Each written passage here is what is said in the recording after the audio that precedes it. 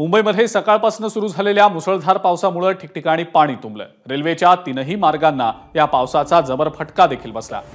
तर यशवंतराव चव्हाण सेंटरपासून कुलाब्याकडे जाणाऱ्या रस्त्यावर सुद्धा पाणी साचलं। सतत पडणाऱ्या पावसामुळे नाले तुंबल्यानं रस्त्यावर पावसाचं पाणी आलं।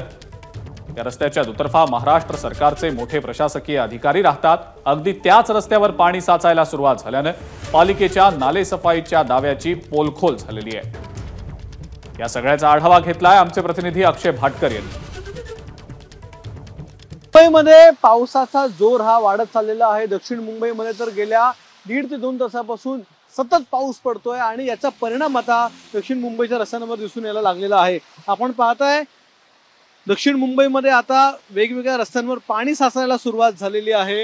हा जो रस्ता आहे हा अतिशय महत्त्वाचा रस्ता आहे, कारण की मुंबईमध्ये महाराष्ट्राचं जे सत्ता केंद्र आहे मंत्रालय, त्या मंत्रालयाच्या समोरून थेट कुलाब्याकडे जाणारा हा रस्ता आहे। वाय.बी. चव्हाण सेंटरच्या समोरचा हा रस्ता आहे, ज्या ठिकाणी मंत्री छगन भुजबळ यांचा बंगला देखील आहे। हा सिद्धगड बंगला आहे, ज्या ठिकाणी ज्या बंगल्याच्या समोर आता हे पाणी साचलेलं आहे।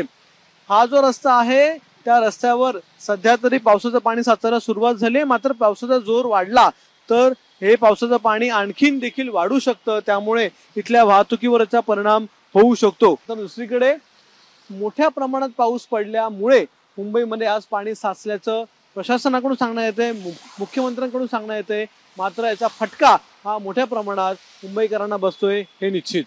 कॅमेरामन अनिल संगरेसह अक्षय भाटकर, एबीपी माझा, मुंबई।